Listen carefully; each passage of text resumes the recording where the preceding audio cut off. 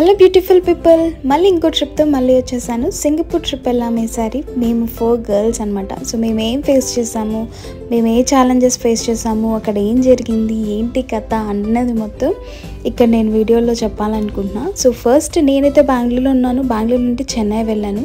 And నా friends Vijayawada ఉన్నారు. విజయవాడ నుంచి చెన్నై వచ్చారు. ఫస్ట్ అయితే టీతో స్టార్ట్ చేసేసా.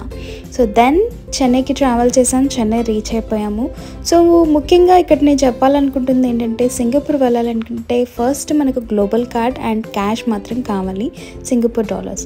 సో నేను చెన్నై రీచ్ అయిపోయిన తర్వాత ఫస్ట్ నా ఫ్రెండ్స్ని మీట్ అయ్యాను. సో వీళ్ళే నా ఫ్రెండ్స్ అనమాట, 3 girls and including me 4 girls. So first time international trip 4 girls వెళ్తున్నాము.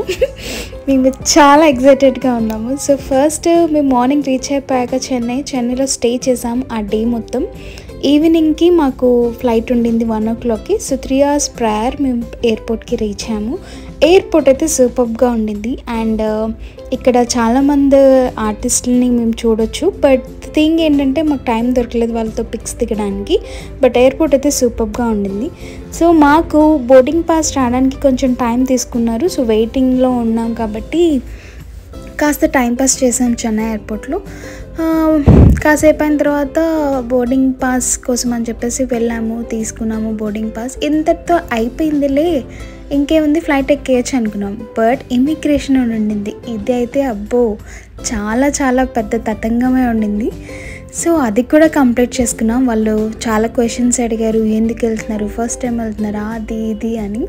బట్ ఎనీవేస్ ఫైనల్లీ మాకు ఇమిగ్రేషన్ అయితే అయిపోయింది. అండ్ మా పాస్పోర్ట్లో ఫస్ట్ స్టాంప్ పడింది. And we are so happy that time. And తర్వాత మేము లోపలికి ఎక్కేసాము ఫ్లైట్కి. అండ్ టైం ఫ్లై అయిన తర్వాత ఈ లైటింగ్స్ చూస్తున్నారు కదా, ఇదైతే సూపర్గా ఉండింది. చెన్నై ఎయిర్పోర్ట్ నుంచి స్టార్ట్ అయ్యాం. And flight also good, okay బాగానే ఉండింది. సింగపూర్కి మనకి 4 hours డిఫరెన్స్ ఉంది కాబట్టి మేము 1 o'clockకి ఫ్లైట్ బోర్డ్ అయితే 8 o'clockకి అక్కడికి రీచ్ అయ్యాము, అంటే వాళ్ళ టైం ప్రకారంగా. సో ఆల్మోస్ట్ మాకు తెలుస్తుంది ఈ క్లౌడ్స్ ఇవన్నీ మార్నింగ్ అయిపోయింది అని. వీఆర్ అబౌట్ టు రీచ్ అనమాట, ల్యాండ్ అవబోతుంది. And the view is superb అంటే సూపర్గా ఉంది.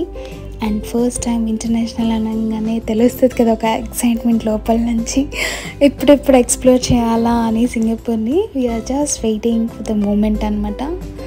ఇప్పటివరకు ఫ్లైట్ జర్నీ చూసారు కదా. ఇక్కడి నుంచి అసలు మేము ఎయిర్పోర్ట్ నుంచి మా జర్నీ అంటే మా నెక్స్ట్ 3-4 days ట్రిప్ ఎలా జరిగింది, ఏంటి, మేము ఎటువంటి ఛాలెంజెస్ ఫేస్ చేసాము, అక్కడ ఫుడ్ ఏంటి, అక్కడ రోడ్స్ ఏంటి, అక్కడ అసలు ఎలా ఉంటారో జనాలు, ఏంది కథ అన్నది మొత్తం నెక్స్ట్ వీడియోలో పోస్ట్ చేస్తాను అనమాట. So until then wait and watch. Please subscribe and comment and like for my channel. Thank you.